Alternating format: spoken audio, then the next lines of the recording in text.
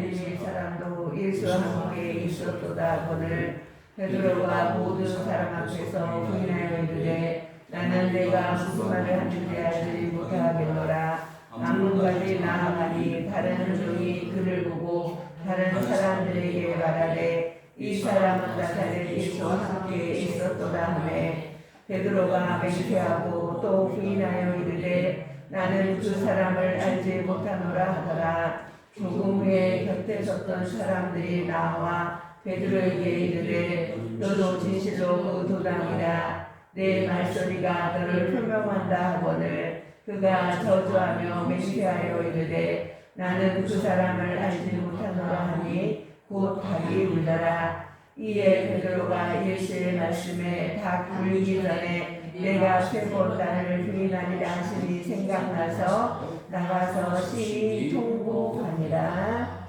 아멘. 여러분 근래에 한번 물어보신 적 있습니까?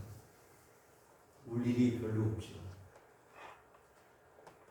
눈물이 메마르고 감정이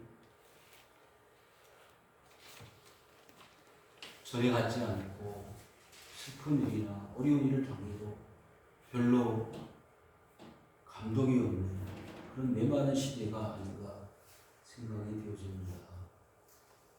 우리 주위에 많은 사건, 사고, 슬픈 일이 일어나도 우리는 거의 무감각한 상태로 그 사건과 사고를 보면서 우리의 감각이 무뎌져 있음에 깜짝 놀랄 때가 있습니다. 우리는 잃어버렸던 이 울음 그리고 감동, 감정 우리 인간의 본연의 그 모습을 찾고 회복하는 것이 바람직하지 않겠느냐 하는 생각을 가지게 됩니다. 사람이 감정의 동물이고 또 생각하는 갈대라고 말을 하지만 오늘날 우리 살아가는 현대인들의 삶의 모습을 보면 너무나 계산적이고 이기적이고 감정 메말라기 때문에 흔히 그런 말 하지요. 찔러도 피 한 방울 안 나올 것 같은 사람. 그런 우리 자신들을 하나님이 보실 때 얼마나 안타까워하시고 얼마나 힘들어하실까. 정말 길이 없습니다. 소망이 없습니다. 그냥 내버려 두면 인간들 스스로 행한 죄 때문에 스스로 멸망할 수밖에 없는 인생들이 우리 자신들입니다. 그런데 하나님은 과거나 현재나 미래에 이르기까지 이렇게 죄 많고 길이 없고 소망 없는 인생들에게 수없이 하나님의 사랑의 광선을 빛을 바라고 계신다는 것입니다. 지금 이 순간도 여러분들과 저에게 하나님의 은혜의 광선이 비춰지고 있음을 기억하시길 바랍니다. 아멘. 하나님은요 소망하고 답이 없는 시대에 직접 하나님이 인간의 몸을 입으시고 이 땅에 오셨습니다. 그러나 많은 사람들이 그 예수님을 하나님의 아들로 받아들이고 영접하기는커녕 오히려 십자가에 매달아 죽게 하는 불법을 행하면서도 양심의 가책을 느끼지 못하는 그런 사람들이 우리 자신들이었습니다. 저는 오늘 본문의 말씀을 통해서 그 잃어버렸던 인간성 그리고 감성 그리고 우리 인간들 스스로가 찾아야 될 사람됨의 참 모습을 회복하고 하나님 앞에 나갈 수 있게 바라는 마음으로 함께 말씀을 묵상하고자 합니다. 오늘 본문의 배경은 유월절을 맞이한 이스라엘 백성들입니다. 여러분들 잘 아시는 바와 같이 이스라엘은 3대 절기가 있습니다. 유월절, 초실절, 장막절. 그래서 이 3대 절기에는 모든 사람들이 다 예루살렘으로 모였습니다. 12살 이상이 된 모든 남성들은 의무적으로 예루살렘에 모여서 이 유월절을 지키게 되어져 있는데 그 아름다운 절기에 참으로 기가 막힌 일이 연출되어졌습니다. 그것은 다름 아닌 예수님의 재판이고 불법적으로 행해졌던 그 재판의 결과 예수님이 사형수가 되어서 사형죄에 해당하는 십자가 형벌을 받게 되었다는 사실입니다. 이스라엘 백성들이 400년 동안 종살이를 했습니다. 애굽에서 그렇게 자유 없이 할아버지 그 많은 세대 동안 종살이하던 이스라엘 백성들이 출애굽을 해서 자유롭게 된 것이 유월절 아닙니까? 그 유월절의 놀라운 하나님의 축복에 그 기억 속에 하나님의 은혜를 누려야 될 이 유월절에 지금 예수님이 체포당해서 법정에서 재판을 받고 있다는 거예요. 그런데 그 재판의 현장에 예수님을 도와줄 아무 사람도 없다는 거예요. 예수님을 3년 동안 따라다녔던 제자들 역시 예수님의 도움이 되지를 못했습니다. 예수님의 기적을 보았습니다. 예수님의 말씀을 들었습니다. 그러나 그 들었던 말씀과 그 보았던 기적이 아무런 효과가 없습니다. 예수님을 위해서 뭔가를 변호하고 도와주고 협력할 제자 한 사람이 없는 그 쓸쓸한 재판정에 예수님은 서 계셨던 것입니다. 본문으로 들어가 볼까요? 예수님의 마지막 그 재판의 정면에 보면 너무나도 쓸쓸하고 너무나도 기가 막힌 현장의 모습이 그려져 있습니다. 베드로가 바깥들에 앉았더니 한 여종이 나와 이르되 너도 갈릴리 사람과 갈릴리 사람인 예수와 함께 있었도다 그랬습니다. 갈릴리 사람이라면 그 당시에 저 변두리, 촌사람, 촌놈 이런 뜻이 되겠습니다. 그러니까 별 볼 일 없는 저 예수와 함께 있었던 당신이 아니냐. 갈릴리에서 무슨 선한 인물이 나오겠냐. 조롱하고 우세였던 예수 그리스도의 모습을 볼 수가 있습니다. 그런데 3년 동안 따라다녔던 이 베드로가 한 여종의 그 질문에 뭐라고 답을 하고 있습니까? 베드로가 모든 사람 앞에서 부인하여 이르되 네가 무슨 말을 하는지 알지 못하겠노라. 어떻게 이렇게 말할 수 있어요? 다른 제자도 아닌 베드로가 예수님을 모른다. 내가 무슨 말을 하는지 모르겠다는 거예요. 3년 동안 그의 귀에 못이 박히도록 들어왔던 하나님의 나라에 대한 말씀, 그리고 그 많은 기적들의 순간순간 현장을 목도한 베드로가 어떻게 예수님을 모른다고 부인할 수 있겠느냐 그 말이에요. 성도 여러분, 여러분이 지금까지 걸어온 신앙의 여정 속에 한번 삶을 돌이켜 보십시다.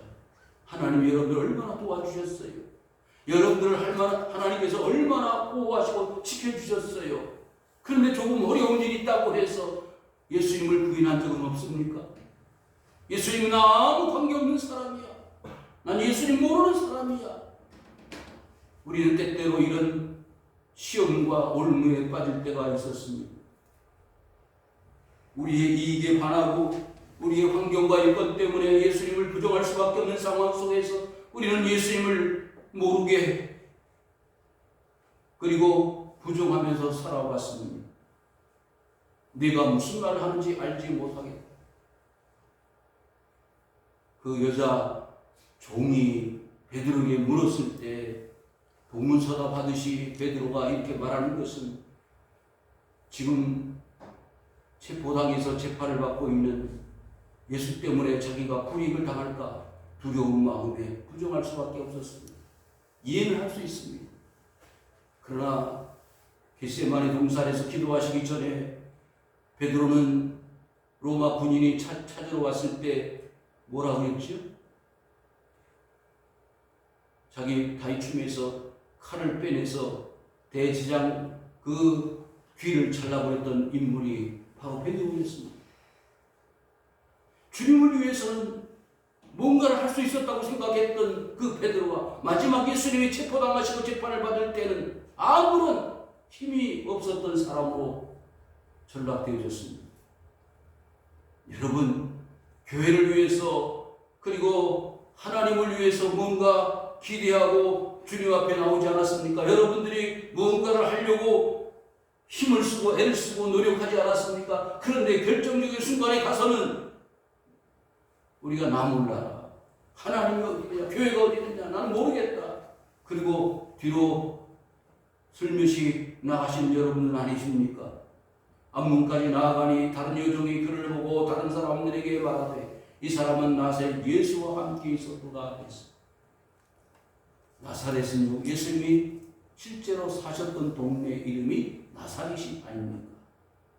33년 동안을 사시는 동안에 30년은 자기 아버지 되시는 요셉을 도와서 목수 역할을 아마 열심히 했을 것입니다. 3년 동안 공생기간 동안 제자들과 함께 천국 말씀을 전하고 증거하는 하나님의 사람으로 사역하시기 전에 그 살았던 동네가 나사렛 동네. 그러니까 분명한 사실이에요. 그러니까 지금 갈릴리 사람도 맞는 말이고요, 나사렛 예수라는 말도 맞아요. 그러니까 지금 이 두 여종이 와서 베드로를 향해서 현장에서 나사렛 예수와 갈릴리 사람 예수와 함께 있었던 그 베드로를 언급할 때 더 이상 부정할 수 없는 게 사실이에요. 그럼에도 불구하고 베드로는요, 두 번째로 뭐라고 말하죠? 맹세하고 부인하여 이르되 나는 그 사람을 알지 못하노라.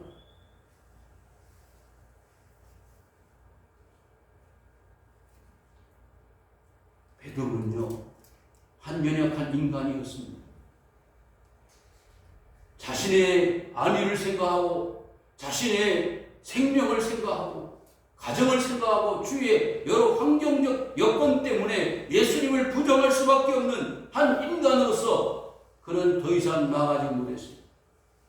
사랑하는 성도 여러분, 오늘날 예수 믿는 사람들이 이 베드로의 모습처럼 시험을 당하고 올무에 빠진 사람들 많이 볼 수 있습니다. 왜요? 지금 이렇게 교회들이 어려움을 당하고 코로나 위기 속에서 교회가 핍박을 받고 나름 고통을 당하고 있을 때 담대하게 내가 예수 믿는 사람이라고 교회를 변호하고 신앙을 자랑하고 그리스도 예수를 나타낼 수 있는 사람들이 필요한 때가 아니겠습니까? 그럼에도 불구하고 스스로 자신을 십자가 뒤에 숨기고 자신의 이성과 자신의 인간적 판단에 의해서 그리스도 예수를 부정하는 그런 삶을 살아가는 사람들이 얼마나 많습니다. 오늘날 그리스도인들은 제2의 베드로의 삶과 같은 모습으로 살아가고 있습니다.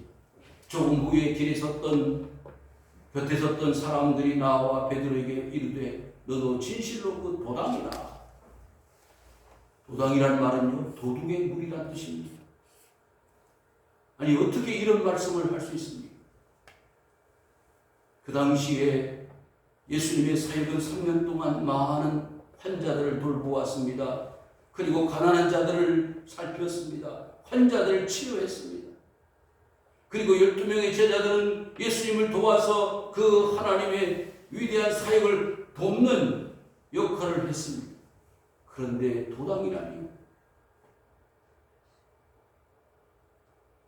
12명과 스승 되시는 예수님이 여러 갈릴리 지역을 중심으로 한 모든 유대 지역에 다니시면서 복음을 전하고 어려운 사람들 살피는 일을 어떻게 도당이라고 망발을 할 수가 있습니다. 오늘날 코로나의 환자들이 교회에서 나올 때마다 교회발이라는 말을 많이 쓸 때 저는 이 말씀을 묵상했습니다. 참 교회가 좋은 일 많이 할 때는 서로 교회가 그래도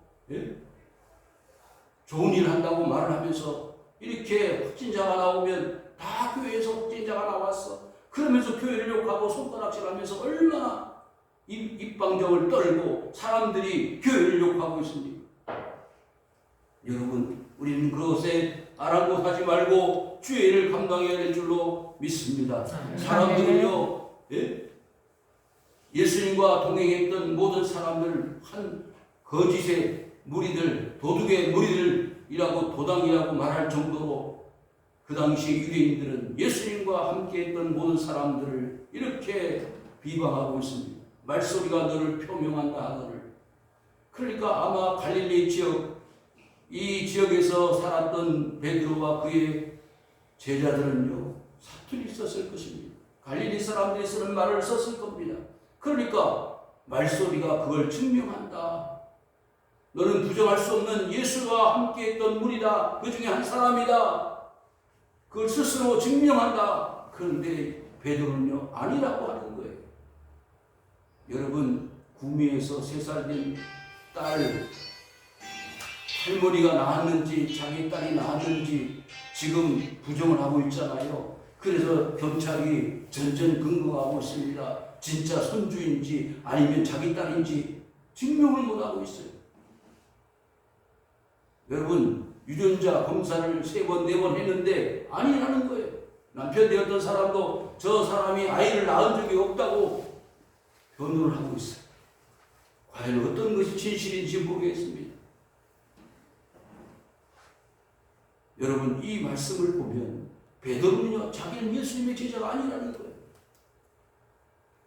양심은 알고 있잖아요. 주위에 많은 사람들이 예수의 제자인지 알 수 없지만은 예수님과 그리고 누구? 베드로 자신은 알고 있잖아요. 그런데 74절에 뭐라 그랬어요? 저주하며 맹세하였다. 해서는 안 될, 정말 부끄럽고 창피하고 예수의 제자로서는 더 이상 갈 수 없을 때까지 가버렸습니다. 저주하며 맹세하였다. 예수님을 저주했습니다. 그리고는 뭐라고요? 나는 그 사람을 알지 못한다 그랬어요. 희망이 없습니다. 절망적입니다.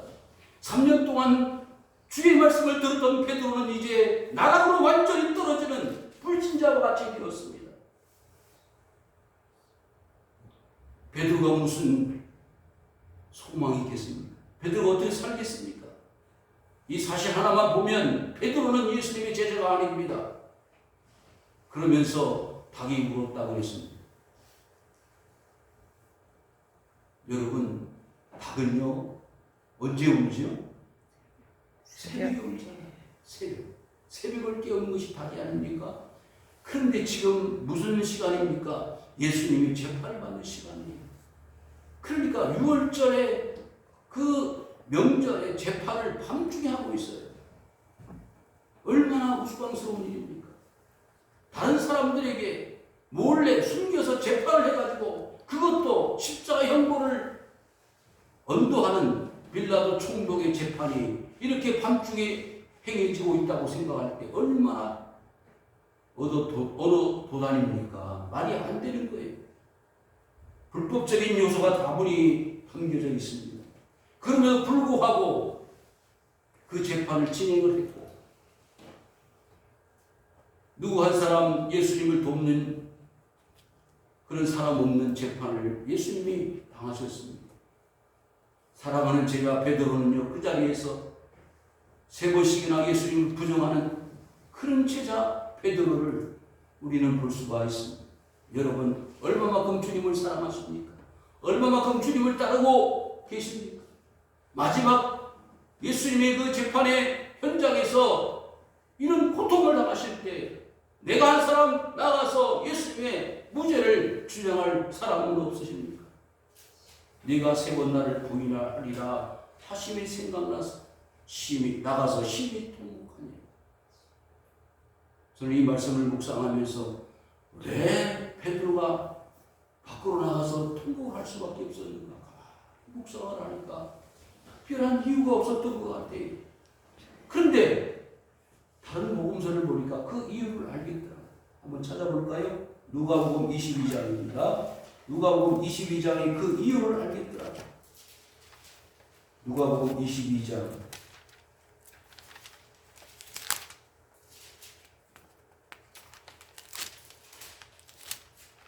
누가복음 22장입니다.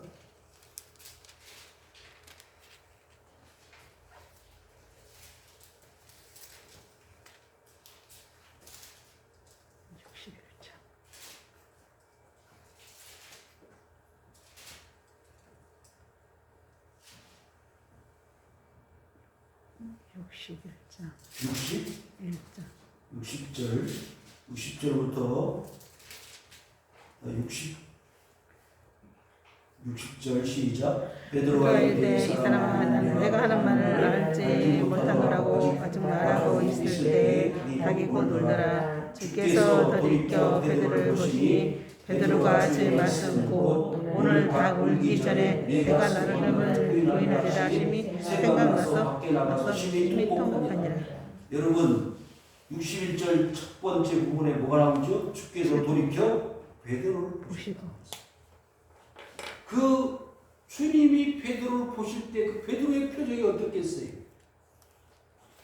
다른 복음서에 보면 예수님은 앉은 채 계셨고 베드로는 밖에 뜰에 있었습니다. 그런데 다른 제자, 대제장을 아는 제자가 베드로를 안으로 데리고 들어왔어요. 그 정확한 집의 구조를 알 수가 없어서 모르겠지만 분명한 것은 예수님이 누구를 보셨다고요? 베드로를 보셨다는 거예요. 저는 이 장면에 주목하고 싶습니다. 왜? 내 떡그릇에 함께 손을 넣는 자가 나를 팔자라. 누구에게? 가룟 유다에게. 그때 마귀가 그 유다에게 들어갔다는 표현이 있잖아요. 똑같은 제자 가룟 유다와 똑같은 제자 누구? 베드로를 볼 때 한 사람은 마귀가 들어갔습니다. 한 사람은 통곡을 했습니다. 차이가 있습니다. 여러분 주님이 제자들을 바라보실 때 한 사람은 예수님을 팔 생각이 들어갔고 한 사람은 잘못을 인정을 하고 통곡을 하고 나갔어요.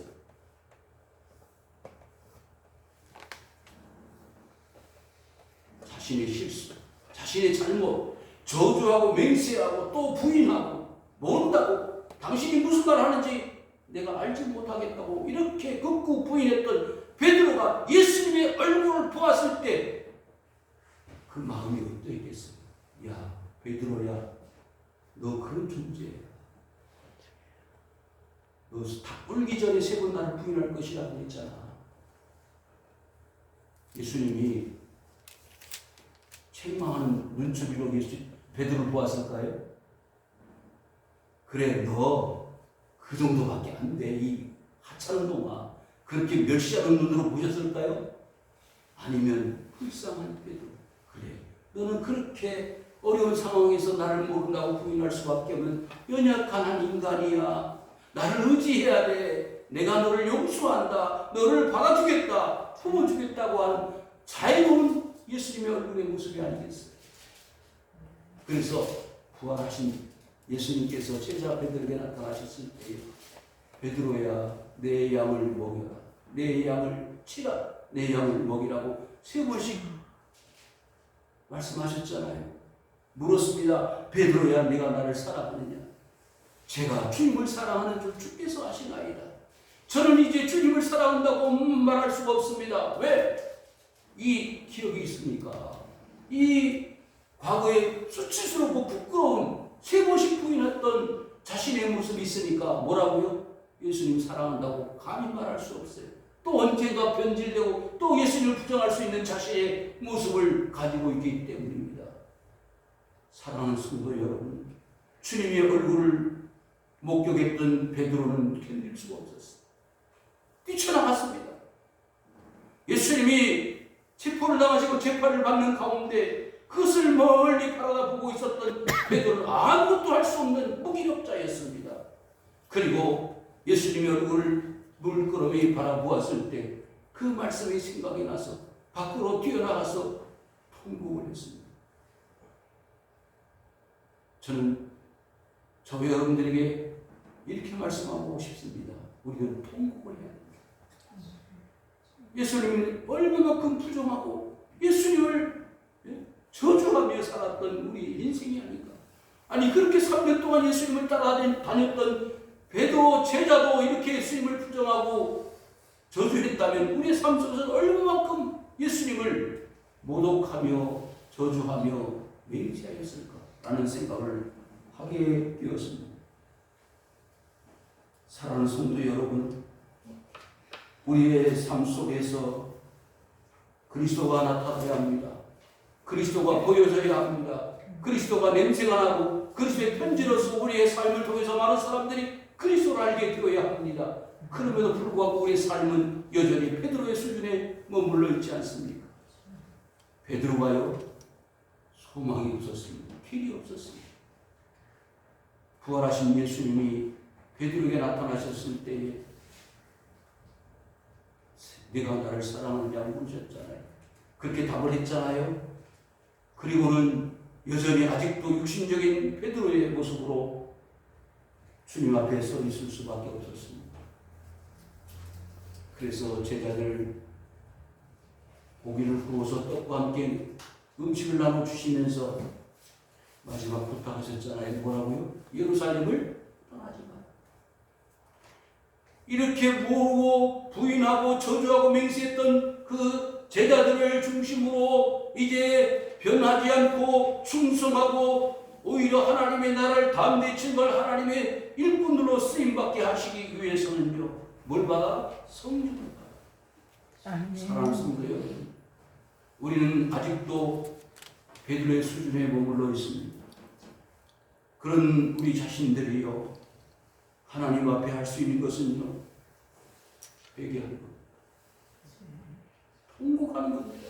내가 왜 예수님을 그렇게 모른다고 부인했을까? 저주했을까? 맹세했을까?